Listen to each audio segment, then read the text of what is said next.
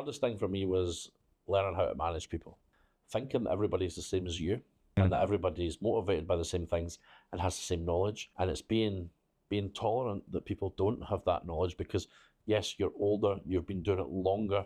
You can't just expect them to know everything. Yeah. So it's being tolerant with that. Learning that has allowed me to grow as a leader because it lets me see that not everyone's the same. All right, I'm super happy today. We have Paul Bryson with us. He's the managing director of a company based in the UAE, based in Dubai, called the Virtuzone. Virtuzone is the company that helps expats and CEOs set up their companies, incorporate, set up their personal lives in the UAE. They're actually the company that helped me set up my business, the COO Alliance, and my Invest in Your Leaders course, and all of my businesses here in the UAE. I had the privilege of being able to go inside the Virtuzone offices, 250 employees. Paul has been managing director there for about 7 years. Unbelievable brand, unbelievable business. They're doing stuff with lots of different free zones in the region. You're going to love the episode. You'll love the insights into how business is done in the UAE, and you'll love the experience share. Paul Bryson, managing director of Virtuzone. You can also watch all of our episodes inside our Second in Command podcast YouTube channel. See you on the inside. So Paul, welcome to the Second in Command podcast. Thank you very much for having me. It's always great to do these things. I really enjoy it. It's become something that got me out of my comfort zone, and I feel like I'm getting used to just talking now, presenting. It's never a problem. So thank you very much. Yeah, and thank you for having me into your studio too. We're here in Dubai, and there's a reason that I wanted Virtuzone on the podcast. Do you know what it is? No. I'm a client. I knew that part, but I didn't know that was your reason. Well, that was part of the reason. Okay. So You're not on discounts, are you? No discounts. No, well, I could be at times, but no. I moved my company here about a year ago, moved my residency here a year ago, got introduced to a local named Spencer Lodge. Do you know him, Spencer? Yeah. Really good friend of mine. Good podcast as well. Yeah, very good podcast. I've been a guest on his podcast. A really amazing human being, very close friends. I'm having dinner with him tomorrow. Been to his home, et cetera, et cetera. And I asked for a couple of people who I should use to help me get set up in the region, and he pointed to you guys. Yeah. And then another friend of mine pointed to you guys. And I was a little skeptical. I didn't know where in the UAE to go, didn't know who this Virtuzone thing was, went on the website, it looked pretty fancy. And then I came into the office one day to pick up some paperwork and was greeted with, the gift bag and somebody at the reception desk and all these people coming in and out. And it felt like it was either A, the real deal with an amazing culture and amazing people and everybody was super busy, or it felt like I was a part of some fraud happening because it seemed too good to be true. You guys have got an amazing company. We do. We've got, amazing leadership and amazing people. And it's good to hear that we had some fantastic introductions from people that we would consider, friends of the company, which is great. And in Dubai, I think certainly for us, a lot of our business comes from that referral network. So we very much broke the mold as a corporate service provider when we started advertising. So we've got a huge marketing machine, and you, as you said, you're sitting here in our podcast studio. There won't be many corporate service providers who have a podcast studio. Sure. This is our smaller studio. I'm guessing if we can set the picture, it's I don't know how big this is, but it's certainly about a third of the size of our previous studio. Okay. We had to downsize and move. We've been expanding. We're expanding, right? So we've had to. Our old studio is now turned into an office for a couple of people. We've managed to squeeze ourselves in here, and it looks nice. And I'm sure that it'll continue to grow. We'll find some other space to grow this. It's been fantastic studio. We've been using it well, but good to get the recommendations. They're big for us in terms of the company, the culture. Virtuzone is a company that helps business people set up in the UAE and set up all aspects of their business and run their businesses, right? Tell me what you do. It's probably an alien concept to certain listeners, right? Depending on where you're from. If you're here in the UAE, it's very common. If you're in offshore jurisdictions or other business centers, perhaps like Singapore, Hong Kong, and then look at the Isle of Man, Guernsey, even perhaps think closer to home, think Delaware. Well, I was in Barbados prior to this. Barbados, another prime example, yes. Through those Caribbean countries they're definitely places where, that we would consider them to be structuring centres, wealth centres. In the UK, sometimes we have negative connotations. We think tax evasion, tax avoidance. Sure. In actual fact, that's not the case. It's very much tax optimization through strategic planning, perfectly legal. just sometimes gets a bit of a bad rep in the media, depending on who's using it and for what. I think what gets the bad rep is you never really know if you've got like these directors or the accounting firm, like, do they really exist? But you guys have got 250 employees. I mean, this is a real business with real moving parts. Funny words you're using there, real, because I actually use that and I continue to do so. So when people talk to me about setting up offshore, because you can set up offshore companies here, like you can do in the British Virgin Islands, and people ask me, well, what's the difference? And I say, well, the first thing is this is a real place, right? Now, I'm not saying the BVI is not a real place, but think it's a Caribbean island full of filing cabinets with corporate documents. Here, it really is a hub of commerce, industry. You will see industrial warehouse space. You will see business transactions taking place, buying and selling. You won't see that in these other jurisdictions. So people come here, they will see it, they'll live it. They're setting up real companies through Virtuzone. Yeah. Like so real businesses. Yes, 100%. Let's see, if we go back to the start. So the company was set up by Neil Petch and Jeff Rapp. Okay, so Neil and Jeff, I would say, pretty well known in Dubai now. I've been here for a long time. And it was set up because there was a gap in the market, so to speak. There was a need for an easy company set up for entrepreneurs that was cheap and fast. It wasn't too... And clean and legal. Yeah, completely. It wasn't too easy to set up a company in Dubai in 2005, 6, 7. You needed local partners. They had to own 51%. You also needed an office, as in your own physical office with a lock and keys. Well, it's also confusing. Like when I was coming here, I didn't know anyone. I didn't know where to go for a bank. I didn't know who to use for a bookkeeper. I didn't know where to go get my driver's license. I didn't know where to find the forms. Like, as a Canadian, it was so foreign to me, and Virtuzone just made that easy. So you're right in that way, because we would be used to, if, for example, I was setting up a company in the UK, I could do that online. I could do it in about 20 minutes for about £50, right? Or I could get an accountant to do it at home for £200, right? Again, a drop in the ocean, not a lot of money. And you go down to the local pub and ask 10 people, and 5 of them could show you how to do it. Yeah. If you went here at the local pub and asked 10 people, 10 of them will give you 10 different answers on how to do it, right? And that's why we exist. When you set up at home, let's say, and I'll refer to the UK, there's one jurisdiction, there's a couple of types of company, usually it's a limited company. Here, although it's a small country, there's 65 jurisdictions inside the country, more than. Each of those jurisdictions have got their own rules, regulation, and regulatory body. You couldn't possibly have come here, researched all 65 and made a decision. You would have drove yourself insane and probably decided this place isn't for me because it's too complicated. Well, I just found out this morning that, as an example, the DIFC, which is the zone that my company is based in, has English common law rules, but Abu Dhabi, which is another part of the UAE, is under local laws, like completely different laws. Not even that. So even if you're in DIFC and then you exit DIFC, cross the street into Sheikh Zayed Road, you're back in the mainland, which is governed by Sharia law. Yeah. So the DIFC is another great, fantastic innovation by the leadership of the country to create, some sort of structuring centre that attracts foreign investment. Foreign investors are more likely to come in, set up through the DIFC or ADGM, which is the DIFC equivalent in Abu Dhabi. Okay. Probably don't like being referred to as that, but essentially in practice, that's what it's become. Both separate from UAE federal law, sit outside Sharia law, and are governed solely by UK common law. So everything that occurs in there is governed by that, not the law of the land, so to speak. That gives comfort and confidence to foreign investors to come in and set up a company governed by English common law. And if there's any problems, any issues between shareholders, they can have rulings made in common law court in English, using precedents, not using the application of Sharia law or the Quran. And that just really gives confidence. And it shows why Dubai has grown to where it is, because the leadership is willing to do things like that. So did Neil and Jeff see this when they were coming in? Did they see the confusion and complication? Were they setting up their own company? Is that what happened? Or how did they kind of come up with the idea? Jeff was actually part of the launch team of the DIFC. So he was working for them at the time when that was set up. So he saw people struggling.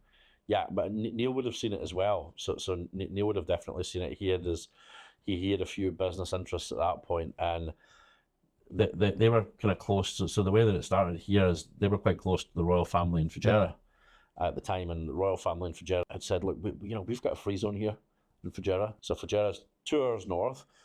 You're able to set up companies there, but most people want to set them up in Dubai. Yeah. The barriers in Dubai were it was really expensive. You needed an office when a lot of people didn't want an office, and you needed a local to own some of the shares, at least 51% of the business. Okay. These were three kind of barriers to entry. Yeah, huge right? barrier. So you've got this. You've got up in Fujairah, they have a free zone. It's not doing too well at the time, and the guys are saying, "Look, we want to have a free zone here. We want to attract." And Neil at the time had said, "Look, let's create a new free zone. We'll theme it around media and publishing. We'll set it up there. I'll be your agent. I'll base myself in Dubai, and I'll sell the licenses from there, and hence the name Virtuzone. It's this virtual free zone. Free zone. It Wow. exists. It's there somewhere, but you don't need to go. You could come in our office in JBR, the Walk, right? Really central, and we'll take care of the licensing, and we would just send drivers up and down all day with paperwork, so that you don't need to leave the beach. Yeah. You need to leave Dubai, and we would take care of everything, a fraction of the cost of Dubai. And I was working with a competitor at the time when Virtuzone was established, and thought, this is never going to last. These guys are crazy. Well, and it is, so you are priced at about 25% more than some of the competition, because I looked at it and there was no way I was going to go with any of the competition, because you guys made it much simpler. It was much cleaner. It seemed much more above board. It seemed much more friendly. And I was prepared to pay, because it's a rounding error in terms of price, like 25%, but it's not that big of a difference. Yeah. It's funny you say that. I find that we're quite keenly priced. Are you? Okay. Yeah, but it depends what we're competing against.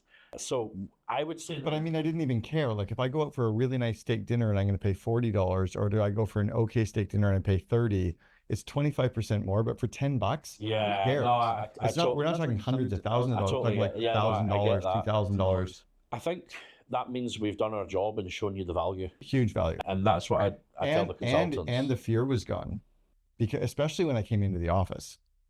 When I walked you got a bit of confidence, right? I walked into the office and I was like, wow, I'm in as nice a business office as I would be in Canada or the United States. I felt like I was in an internet company. The hub was like, I was like, oh, okay, I'm good. Yeah. All the fear was gone. And we've got that, right? It's that kind of open plan environment office. And if you come in to the reception area, you'll often find that during business hours, it's quite busy. It's a buzz. Yeah, clients are coming, they're picking up documents, dropping documents, collecting company stamps, coming in to meet the team. So there's always something. So you were working at a competitor. Yeah, I've worked for two or three competitors. Okay. And then in the market. Why did you join here? Or did they come and get you? They did actually at the time, yeah. I was working for a Swiss law firm based in Dubai. Okay. Yeah, one of my old CEO from previous company came to see me about coming here to launch Virtuzone's mainland department. So they were very famous in that free zone space. Historically, I had been very successful at working in the mainland space. And he said, do you want to come here and launch the mainland department? It wasn't my intention at the time. I guess fairly similar to you, actually, because I thought, they do cheap and cheerful free zone setups in Fujairah. That's not for me. I quite like doing the more sophisticated mainland setups, working in volume. Sure. I remember I took the courtesy almost at the time. And then when I came into the office, I couldn't believe the size of the office, right? I couldn't believe the amount of people. Then when they started showing me numbers as to how many companies to set up, that blew my mind, because I thought, you could maybe set up 10 to 20 companies a month, not pushing 500. We were not pushing 500 when I came in, but now you are. Yeah. When I walked in the door, I expected to see 15 or 16 people. I had no idea. Yeah. That's the reaction that we get from most people. I think everybody that walks in the door says yes. You can't lose any. You can't lose any. Really? No, I wouldn't say that, but I tend to encourage. So the team's grown a lot, right? So we've got a team of consultants. There's 24 consultants who would meet someone like you, new to Dubai, wants to set up something, knows they've got a business idea, and there's a pain point because they can't just go and set it up quickly themselves, and they just want proper advice, right? I tend to tell the guys, bring the clients, because this sells it as well. The location, the buzz. Especially if you don't meet them right at the front lobby. Just walk them down the hallway, around the corner. As soon as and when you walk around that corner, what you'll notice, if you pay attention the next time you see it, is that has extended. Because you'll see lines like in the roof where we've had to buy the next office and knock the wall down and extend, and then buy the next office and knock the wall down. I was at Rackspace's head office in Texas, right? And they bought an old shopping mall. Okay. And they had built out about 75%, and where the drywall wall was, on the other side of the wall was just empty shopping mall still. Okay. And they would start building out the next 10%, and then they'd take down the drywall and they'd be ready. They kept like extending and extending. Well, you have two floors here or 3 floors here? Two floors. Yeah, 2 and growing. You know, we're almost space again. We also have another office on Sheikh Zayed Road. Okay. We have a huge tax and accountancy business as well. Yeah. What are the different parts of your business? So you've got the setup. Yep. You do legal. We do. We're not we're not licensed as a law firm. Yeah. But we've partnered with the IFC law firms. Okay. And we do some reciprocal work together. Not enough demand for us to do it, you know, permanently as a law firm. So let's take a look at Virtuzone, right? So there's the group, right? There's Virtue Group, and there's a few other companies within it. But let's take Virtuzone. So Virtuzone, initially, yes, we'll advise someone who wants to set up a business. They'll normally come with a business idea or a notion.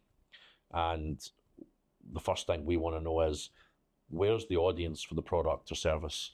And if that audience is inside a particular free zone or a particular emirate, we'll perhaps look at setting you up there. If that audience is the whole of the UAE or all of Dubai, then we might look at mainland options, you know, different structuring options. So that's where we start, right? And then we'll tend to say, here's 2 choices, you know, 65 options. Here's 2 or 3 that will work for you. Here's a value. You know, sometimes we'll tell someone, look, you actually just need a very plain vanilla company only setup. It costs nothing, right? Or, you know, we'll get sophisticated because you need to know where you're going in the next 5 years. So we start with that. We get the proposal out, and then we can execute the setup. Now in the UAE, there's a few post-licensing requirements since the introduction of VAT. Right, and that's corporate tax. Corporate tax is going to be big for you guys. It was fantastic. It just added a whole layer of complexity. Fantastic. The clients hate it, but for you guys, are like, wow, we got some more business coming in. Funny you say that. So about 4 years ago, the biggest change I ever seen in commercial companies law here was the removal of the need for local partners. So no need for locals to own 51%, right? And although that was one of our core offerings, was providing that 51% to you as a foreigner through a company. So rather than, you know, you going out and finding Abdullah on the street to be your 51%, you have Virtuzone act as the 51%. Okay. Gives you a lot more confidence. We put some documents in place, which gives you the ownership. You pay for that service. So that was a great product for us.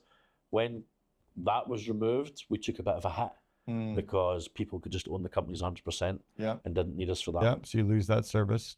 Then when the introduction of corporate tax came in, it was fantastic because we looked at the market and there's about 550,000 SMEs in Dubai. None of them have heard of tax. Oh, and they're not even your clients yet. Yes, they're clients, but the ones that are not clients, right? So we seen that as a huge land grab opportunity. Of course. Right? We were in the process of looking at acquiring an accountancy firm, decided not to do it, right? The accountancy firm we were going to buy or acquire had 400 clients, which is quite a nice number. Yeah. We decided not to do that. Let's bootstrap this ourselves. Brought in John Casey, who looks after the accounting and taxation division. And we went for it, right? And we marketed and advertised the way we did. And we created this package where we pledged to get 10,000 businesses. So we said, let's go and get 10,000 clients, right? So we pledged to get 10,000 businesses tax ready for free. What did that mean? We'll register them for corporate tax. We'll do 3 months of their accounts to get them up to speed, okay? At the end of that, for free, at the end of that 3 months, they can decide to continue with us doing their accounts, which, you know, if you've been doing someone's accounts for 3 months, you would hope that they would say, you're doing a good job, you're very well priced at, 800 dirhams a month, for example, thereafter to do it without you having to hire an accountant. Or we'll say to them, there you go, there's your registration, there's your 3 months documents. These are your 3 options. We'll do it for you, we'll do it with you, or here we'll set you up and you can do it on your own. Right. But you got them either way. Yeah, so look, we set up and said, let's go and try and get 10,000 businesses, ridiculous target, right? But we thought we'll give ourselves an audacious goal. And at the end of it, we ended up with something like 5,700 clients, right? That we now do all their account and tax work. It's incredible. And we have 60 accountants now, back office in Shakeside Road and another office. And for the listener, we haven't even finished the end of the first year that corporate taxes actually even due. People like haven't 2024 haven't done their filings yet. Right. Yeah. People haven't done their filings. The year's not even over. It's just all the registrations. Yeah. Next year's a big year. Yeah. I had a question this morning that actually came up. I was meeting with my financial advisor. Spencer Lodge's team does all my wealth management here. Okay. So go back to this whole, like the different businesses that you provide and the extensions you provide. I love the fact that you guys just picked a crazy number. You set a very audacious goal, then you reverse engineer into it. When you were moving into the managing director role, what did you see that you wanted to change or make better? What was it that you said, okay, this is my area? And I know what one of them is. Yeah, culture, right? Culture. Yeah, it's big for me. That and wellness, right? They became real hot topics. And I think wellness became a real hot topic during COVID as well. Yeah. So wellness, I mean, mental wellness and burnout. Yeah, so general culture, happiness. So look, we work absolutely in a very successful organization, right? High performance. You can tell. Real high performance organization. And yeah, within that, I want people to remember why they're working, why they come here. Because, and if we ever forget that we come here, you and I are even sitting here in this room, both to improve our lives outside of this room. Yeah, not because we enjoy coming to work. Yes, we do enjoy it. That's half the battle, but we are here. Why are we here? So, culture was important for me, making people realize why they're working, just to reaffirm their goals and motivations, because I can't motivate and drive someone if I don't know what motivates that person. And each person has a different motivation, completely. A different trigger, and they have to trigger it in themselves. You can't motivate people, but you can hire motivated people. Yeah, I agree with that, and it's not a case that you can go out and beat someone with a stick, right, and get them to work. That doesn't work. Yeah, that might work for an hour, but it's not going to work in 2, 3, 4 hours, or the next day, right? So I want people that want to work for me, that want to work for us, that want to work together, and that know why they're here, that know why they're in the country and why they're in the company. And that is something that I like, that drives you every day to success. Well, and you saw this because you came into the managing director role right in the middle of COVID. Yeah, just towards the end of it, but still, like it was happening, or the effects of it were certainly there. I felt we navigated COVID so well. How did you navigate it? What was that like? I speak to people all over the world every day.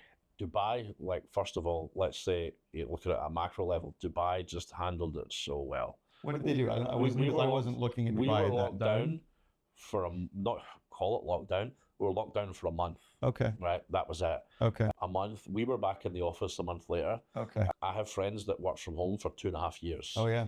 I have friends that still work from home, that even feel they've regressed socially because they're not interacting so much. I did 9 14-day quarantines. That's a lot of time in a quarantine. 120 days in quarantine. It's not good. It's not good for the mind. Right? It wasn't. I drank a lot. Yeah, well, I can imagine it's not good for the mind.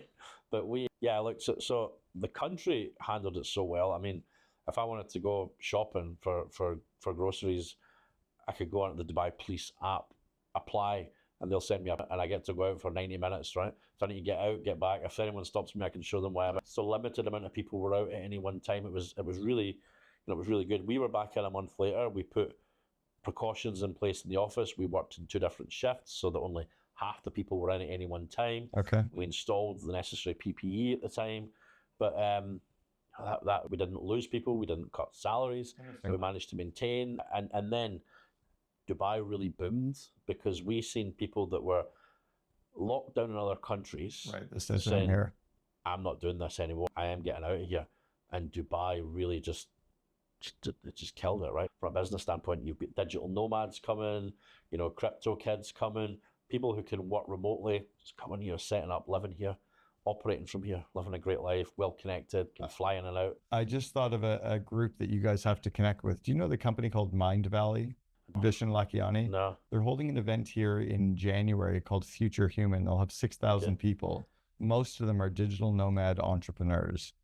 I'm going to connect you with them because you guys would be a natural partner for Mind Valley. It's a huge and they're all about wellness too. Yeah. I'm curious, your employee base. I was standing in the lobby today when we were getting ready to meet, and a gentleman stood up and he said, the woman I'm meeting with, does she speak Farsi, which is Iranian? Yeah. And the receptionist said no. And he goes, can you get someone who speaks Farsi? And she said, of course. No one in Canada would like, you know, do you have, they might not even know what Farsi is. How many different cultures are working here, or countries, languages, all of them practically? Well, I know that I've seen it in a brochure recently, so that's how I could probably quote the languages.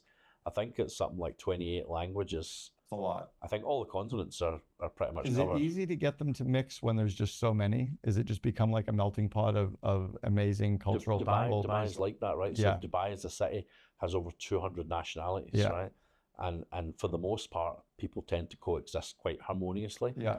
Which in many ways, you and I are the minority. Like we're the English speakers versus the Russians or the Ukrainians or the Europeans. Yeah. But no, Dubai's fostered that environment very well.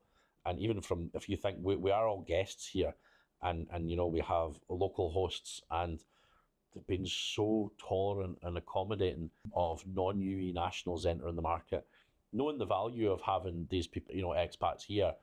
But you and I would probably find it quite annoying if we couldn't go to the local grocery store and order bread and milk in our native language. No, and we can, which is incredible. I feel like I'm walking around Vancouver, except I hear all the languages like I'm walking through all of Europe. You imagine though, local and Arabic's unit of tongue, and you can't go into the store and order these small things in Arabic. Sure. How tolerant, right? If that was Canada, and you had to walk in and couldn't speak English, right? Yeah. Or French, I guess, in Canada. In parts of Canada, Canada, that's another argument, right? In Canada. Parts of Vancouver is very Chinese right now. Vancouver's nickname is Hongcouver because of all the Hong Kong Chinese that came in. So I'm curious on the staffing here and on the pay grades here.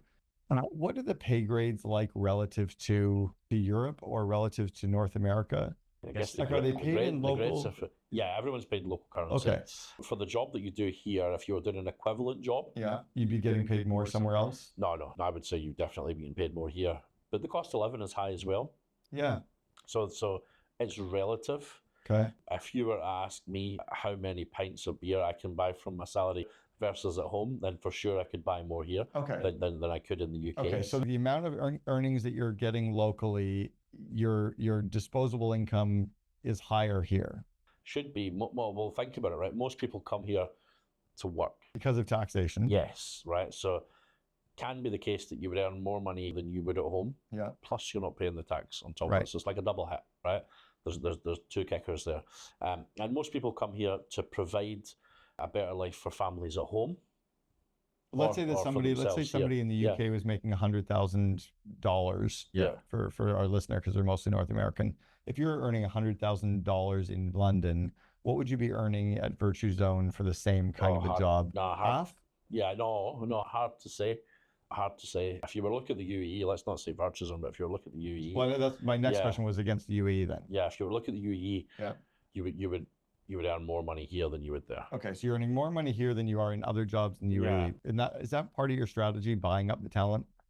I would say that we pay pretty well for the market. Okay. And when I interview, because I don't see this level of engagement and excitement of employee, and like you can just tell that they're strong.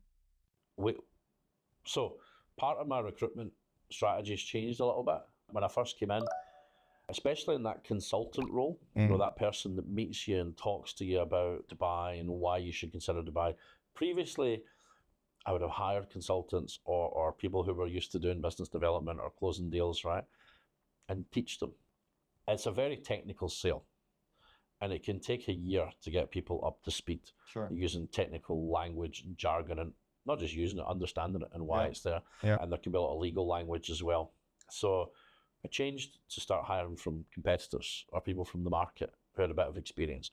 And sometimes that's good and it's bad, because they can come in with preconceptions, they can come in with bad habits, and it's very hard to change. I quite liked people coming in with a set of skills, thinking, well, you've got those kind of skills there, I can teach you the products. Right. I can teach anybody the products. That's not a problem, and how to do it. But it can take a year to get you up to speed. So that's a year of investment. And as I said, we're working in that fast-paced environment, don't really have a year to get you up to speed, don't have time to work on projects. So yeah, we tend to hire from industry now. Yeah, often we pay a little bit better for people to jump. But also, People do see it as, if you're a footballer, it's like, okay, I'm playing for a big club now. Yeah, right? exactly. I'm playing for a big name in the market. I've got that brand behind me. I've got the tools to do the job. I've got a great office. These Virtuzone are marketing. We really are a marketing machine. We generate 4,000 inquiries a month from across the world. So imagine you're a salesperson or a consultant, and we're saying to you, there's 4,000 inquiries. Well, I can imagine the woman who connected me with you, Maria, said she's been here 7 years as well.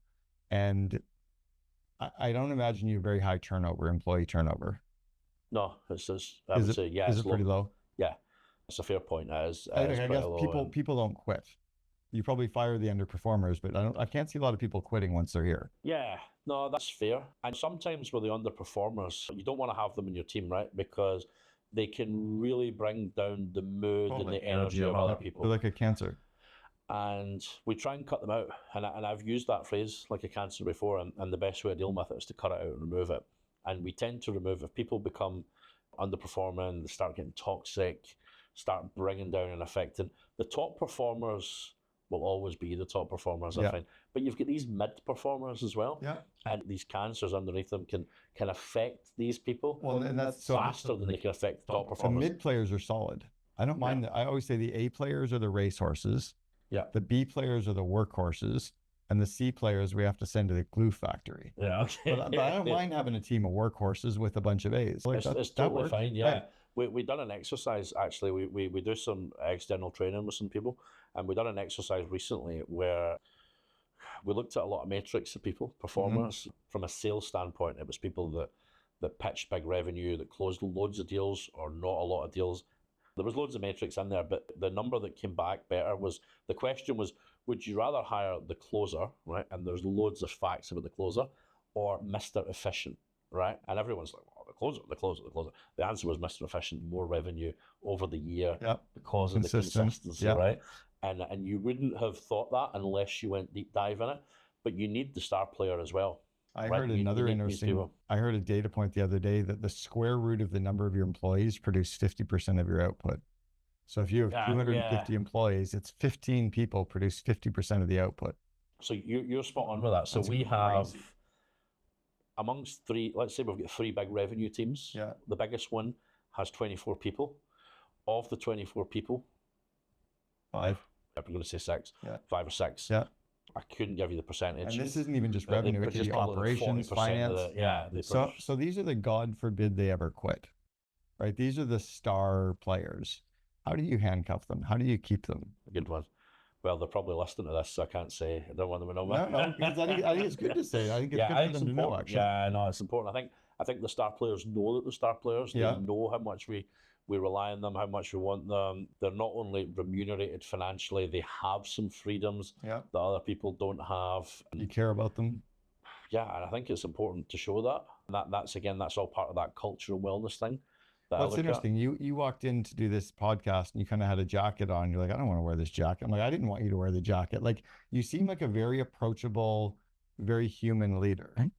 Is that part of how you keep people? And is that part of Virtuzone, do you think? Yeah, I would say allowing people to get close to you, connect with you, understand you understanding them as well.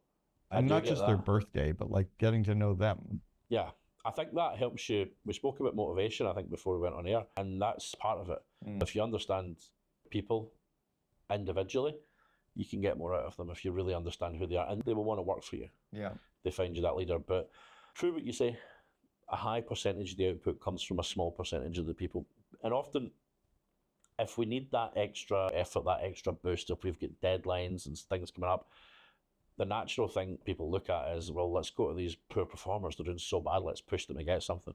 So difficult to get stuff out of a poor performer. No. It's easier to go to the top performer and get a little bit more out of them. Do you burn out the top performers? Do you burn people out at all? Because I know you do that high performance culture. No, but we have to ask them to kind of have a reality check from time to time and assess themselves when they need a break. We get to, sometimes we're at that point in the year, right? We're getting to the end of the year, and a lot of the top performers have got loads of annual leave left, right? And I've said to them, you need to be using it properly, okay? Don't just forget about it. Take the odd day here and there. If you've got 5 weeks a year, which is our standard. I was going to ask, is 5 weeks? 5 weeks are like 4 is the norm, right? Okay. So 5 weeks. I've always said 5 weeks, including your sick time. Yeah. And take it. Sick time is a pet peeve for me. I know, because if you're a healthy person, you don't have sick time. Right. But now you have 5 weeks vacation. Not if you're not sick enough to come to your work and do your job, right? Yeah. But we're getting to the end of the year and people have got 3 weeks and 4 weeks leave left. Okay. They haven't used it all. What I tend to say is try and take a week. Obviously, some people, you need 2 weeks in the summer, you've got somewhere to go with family. Yeah. But you want to be taking some time off every quarter, Yeah. every 3 months. If you were to break it down, that would be good. A good enough time for you to be off and recharge your batteries and come back ready to go. Good thing about UAE, loads of public holidays as well. I was going to say, so in Canada, the United States, we have the public holidays are traditionally a Friday or a Monday. So it gives you a 3-day weekend. Is that kind of a similar setup? We're quite lucky. We get way more than we do in the UK. Okay. And Canada, the US, I think we get way more as well. Sometimes it's a bit of a gamble. We're kind of hoping they're not always none of them are really based on Gregorian calendar dates. Okay. So they could be lunar holidays. Right. So depending on when the moon falls, okay. we could be on a Saturday, Sunday, and that's a disaster for people. Yeah. So people tend to be researching that early in the year, hoping that it's going to, if it looks like it's going to fall on a Wednesday, you're good, Right. because it's definitely going to be the Tuesday or the Thursday, right? So people tend to look at that and we're just hoping that it's going to fall midweek when we want the time off. If you're a business leader, you're looking at hoping that it's going to fall on the weekend so that we can get extra. How about maternity leave? What's the UAE's position or Virtuzone's position on maternity leave? UAE 45 days. Okay. Yeah, so it's 45 days for mother. Paternity leave was never a thing. So 45 days is 45 days. Yeah, but feels short. It is.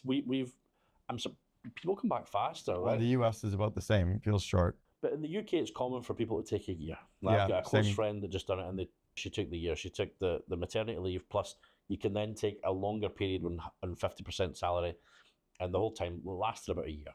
Okay. And it's hard for the company. It is very hard for the company. It's hard when it's hard when you're a 30-person company. It's not as hard when you're 250. You have a little bit more coverage as you grow. It depends on the person. It depends on the seniority of the role as well. We've had a few pregnancies in the last few years, and sometimes people want to come back quickly. Do you have anybody working remote? Are you all in office? Yeah, we're pretty much all in office. Yeah. It feels like that has to be the culture. Well, what I have noticed is the more Gen Zs that come for interviews do mention more that it's really, really important for them. It's the flexibility thing, which for me it was never the case. But if I wanted, I don't want the flexibility thing for me. If I take that work from home one day, it's purely to perhaps catch up with some admin that I've not been able to do because I'm spending a lot of face-to-face time with people in the office. For Gen Z, it's just because they can't wrap their head around 40-hour work weeks. What's a work week in the UAE or at Virtuzone? It's certainly longer than it would be at home. Is it 5 days or is it 5.5? 5. Yeah, five's common. Five's common. So, but we've got group support staff that there's someone in the office all day, right? So we have back of house guys that access our company live chat and company WhatsApp accounts. These run 24/7. They're always manned, right? Always manned, and there's always 1 or 2 people there. Yeah. So they work in shifts. They get their days off as well, the 2 days off, but they work in shifts. So you've always got access to someone anywhere you are in the world. You can speak to us. But the normal staff person, normal week, is say. Well, I would just say I work a normal week, but I'm like 8:30 to 8:30. Oh, you are? Wow, that's long. Most days. That's my choice, right? Because if I was to leave at 6 o'clock, I'd probably need to sit in traffic for 1 hour and 20. Okay. If I leave at 7:30 or 8, I need to sit in traffic for half an hour driving. Okay. I'm driving straight for half an hour, so I'd rather use that extra hour just to work. And when people leave, either I like to, if I'm early or late, usually it's late now. If I'm here late, when people leave the office, it gives me the opportunity. I can do loads in an hour and a half. Yeah. That would probably take me 4 hours during the day to get done because of this. Are most people like 9 to 5 or 8 to 9 to 6 is our 9 to 6. 8 to 6 is our kind of operating hours. We tweaked it a little bit for the revenue teams, for the consultants to speak to clients, so that some of them do 11-8. So there's someone obviously between 8 and 8. So there's like 8 5s, 9 6s, 10 4s. Where do you find employees? I mean, in North America, there's the executive recruiters, there's social media like Facebook and stuff. Where do you find good people here? Well, through friends, through referrals. Yeah, the first thing is the one change that I've noticed in Dubai since I've been is the local market is full of talent now. Before, like when I came here, companies had to, and well before I came here, companies had to pay you to come and interview. Okay. Never mind to take a job, pay you to interview, pay your hotel. Then when you came here, they'll have to pay your house, pay your electricity. There's this great talent pool locally. Right. The market's big for us. So if we tend to recruit from local market, same industry. Okay. If we don't recruit from the same industry, particularly from a consultant standpoint or a BD, a business development manager standpoint, the closest thing we'd maybe look at would be some sort of financial services company where there's been some young, hungry people in there with some sales skills. Maybe they're not quite making it, but they've got loads of ability and selling ability. How ruthless, right? Financial advisory can be here. So if they've got that, then we can teach them. If they've got that natural skill set or that skill set that they've already built, we can teach them the product. So it's definitely a local market. Very rarely will we recruit from abroad. I've run an organization for years now called the COO Alliance. So I have this large network of second in commands, and we've talked about if you can grow your clients' companies, if you can help your clients grow, your clients will buy more from you. Does Virtuzone do anything to help? I mean, you guys have got thousands of clients. Do you do anything to help your clients grow? Yeah, good.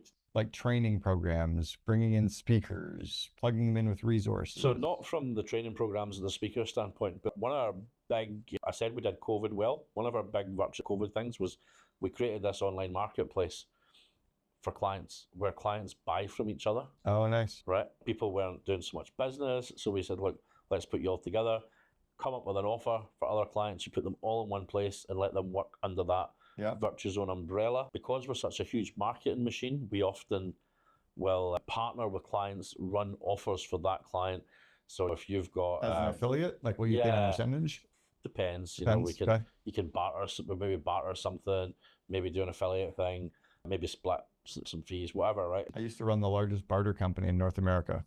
I don't mind the barter. I love barter. I don't mind the barter. It works for me usually. We had 30,000 companies bartering with our currency. The thing is, when you're bartering, if you're getting something from someone that, if I'm giving you something, it might not cost me a lot to deliver it, but it could cost me a lot could cost you a lot to buy it. Yeah. And you're trying to kind of give me something the same equivalent that might not cost you as much to make. You know, I always find the barter quite interesting, especially when it's in professional services. Yeah. Yeah, we've got a huge client base. We've got a huge database. So we can go out. So if we were to partner with a client, we can go out to a database and put out an offer from that client. How many clients do you have? Ballpark? We're renewing about 6,500 companies a year. A year. Right, that we renew. And we onboard a lot of companies during the year who perhaps just come for one-time transactions. Mm-hmm. But we're very much that subscriptions business. It's good to have you continually seeing that value that you'll renew your company, you'll do your accounting and bookkeeping. So 6,500, say, from renewing a company standpoint, and we're getting close to about 6,000 now for accounting and taxation. Setting up. And some of them we overlap, but on that accounting side, loads of them are not Virtuzone clients. But what that does give is now Virtuzone the opportunity to say to that person, yeah, look, we're doing your accounting and taxation. Why don't we just renew your company and do your visas, run your mailing addresses, all that kind of stuff. So do you look at your company or your client's lifetime value? Is that part of your marketing strategy, like understanding the lifetime value of a client and the cost of acquisition? Maybe not from a marketing standpoint, but we look at that from a budgeting standpoint. From budget, okay. Yeah, we tend to look at that. And often now it's common to sell multi-year licenses. So clients will come to us, set up their company, and then maybe either at renewal or at setup, they'll say, yeah, let's do 5 years. Let's do a 5-year license, 5-year visa. I don't need one saving money. I'm protected against government price increases and changes in legislation. I don't need to do any paperwork every single year. What's next for Virtuzone? Where do you take the company from here? I think 25 is a big year for us as we're always pushing growth, continually growing as a business. So we run a couple of the free zones. Okay. So actually in-house, we provide the ops for the free zone because perhaps government entities can't operate as slick as private sector. So probably that's something that we look at. It's really growing that free zone partnership and showing the free zones value and having our operations staff. So they can sell it and you guys operate it. Yeah. Interesting. And everyone can sell it and we can operate it. Even every other competitor and corporate service provider can sell it. It's almost like a back office for all of these. Yeah, that's interesting. the accounting and taxation thing's big. That's going to be huge, yeah. And it also feels like the UAE now, the time is now. Like it's no longer this like get offshore hustle thing. Now it's like, let's really run legit companies here. We can be anywhere. Real estate feels safe. I've been saying that for about 10 years. Like, have you? It's perfect time. It's perfect time. And every time that I'm saying it, it's like, it's better than it was before. It's better. Yeah, I'm saying it feels stable here now. We're a good aggregator. We're also a good barometer for the market. And I have never seen as many trade licenses being issued as there are now. I've never seen as many visas being processed. Certainly never seen as many golden visas. It's just peaking. Right. And the golden visa is great. It's another brilliant initiative by the leadership of the country to keep people here longer. Okay. And the right people. It's an honor to be here, right? That's what they want people to remember. Curious about you and your growth. Where have you had to focus as a leader in terms of your growth? But my own personal growth? Yeah. Or your own business growth. I think one thing I've had to realize, the hardest thing for me was learning how to manage people and thinking that everybody's the same as you and that everybody's motivated by the same things and has the same knowledge. And it's being tolerant that people don't have that knowledge because, yes, you're older, you've been doing it longer. You can't just expect them to know everything. Yeah. So it's being tolerant with that. Learning that has allowed me to grow as a leader because it lets me see that not everyone's the same. Some people are way advanced and ahead of me. And also, I've always been the guy, right? That if someone wants to know how long does this take, how much does this cost, where's the best place to go, I genuinely would always say, I am the best person in Dubai to speak to about this, right? When I was at the height of being a consultant. Okay. Not being the guy was quite difficult for my ego as I started managing people in-house. And then I need to go to them and say, how long does that take? What's the correct activity? Do I need to get a government approval for this? I used to just know these like this and I would be the one, right? Yeah. Losing that, I try and stay in the trenches as much as possible. But being okay with losing that because they've got it. Yeah, that took me a while to see that because George, the group CEO, has mentored me really well on that because he told me just let the ego go. Just leave that and don't think about that and surround yourself with people. The old Richard Branson thing about surrounding yourself is cheesy, right? Yeah. Surround yourself with people that are better than you and all that kind of stuff. But you don't realize at the start, you think, why would I do that? These people are going to be threats to me. And then you realize, oh my God, I need these people to deliver. Otherwise, I can't deliver on my goals and visions for the company. Well, it sounds like both of those are tied to emotional intelligence. And the first is also tied to some situational leadership. So it's the ability to lead people differently, but also the emotional intelligence that people are different, they learn differently, they think differently, and that it's okay to let go. And there's things that are important to people that you might think, my God, that's that. Why are you bothered about this? Right. But it's important to them. Yeah. And you need to realize that and manage that accordingly as well. You think you want to say to them, just forget it, move on, it's not important. But it is. So you need to give them time to get over it or to see it through a different set of eyes. And that's another skill in itself is to be able to bring people around to your way of thinking when they are very much set in their ways. Well, and also us getting around to their way of thinking so we can understand it a bit too, right? Totally true. That's another thing. So George and I worked really closely on that, was understanding people, what makes them tick, what drives them. You might not always agree with them, but you want them to see that you agree or think that you agree with them, to give them that peace, rather than continually saying, no, that's not right, you're doing that wrongly. But it's such a fine line. But I'd say that's one thing that we're continually trying to do. Emotional intelligence you talk about there, I guess it's a very much it's a popular phrase at the moment, but it's so prevalent for us. Well, I think that's what happens with wisdom. I think the problem for a lot of the Gen Z and younger Gen Y is they haven't been around business long enough to allow the emotional intelligence to kick in yet. And this kind of leads into my final question too. If you were to lean back and give yourself, your 21-year-old Paul Bryson, some advice, because you didn't have the wisdom back then, you had the confidence and the charisma maybe, what advice would you give the younger you? I think about that kind of stuff often, like what I would have done differently in certain situations. I would always say that when I was younger, and George might say I was stubborn to the extent that it was my way or it wasn't happening. But only when I started managing people and not managing myself, that I realized that sometimes my way is not always the most efficient, not always the most correct, and I should seek advice from people who are subject matter experts. Even though you think the best way to do something, there'll be someone, if you go granular, there's someone who's actually an expert on that one small thing, and they can really give you advice and learn from people. In fact, what you've actually just made me realize, and I do refer to this often, is when I was 21, I remember having 2 managers in the UK, right? And I had one manager that I loved, and I had one guy that I absolutely detested, hated him, and just working with him was a nightmare. It was difficult, and everything that he'd done I hated. Now, flip side, the other guy, the manager that I liked, he was easygoing. He never gave me development. Right. He was easygoing. We had pints together. Yeah, he didn't grow. It was easy to work with. He was like a Yeah. mate. Yeah. The other guy, who was so difficult, really improved some of my skills. He's made me the guy that, so if people are calling in sick to work, I'll ask them, what's wrong with you? How come you're sick?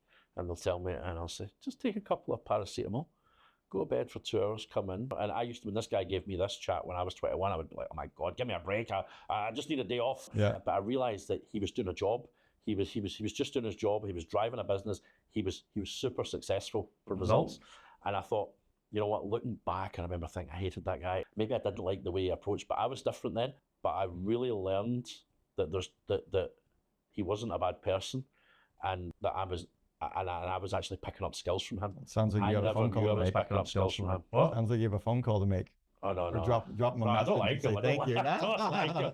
There's been loads of people, but what I mean is, I'm in situations when I'm younger that I don't like, and I realize now why people said what they said and why they did what they did. Sure. And I hope that people see that when they're dealing with me, instead of thinking, Paul's hard to work with, or he's pushing me so hard for this. But really, I'm trying to make them better. I'm trying to make them elite. Really trying to make them elite in their field, Nice. rather than trying to make things difficult for them. I like it. Paul Bryson, Managing Director for Virtuzone. Thanks very much for sharing with us today. Appreciate it. Thank you very much. I'm a true visionary where I see different opportunities. And so I'm that big St. Bernard trudging up the mountain, and a butterfly will pop up and like, ooh, let's go over here. And Steve's like, whoa, come over here. Come back. Let's stay focused on the goal, which is the summit. I trust Steve to help determine if it's the right idea or not.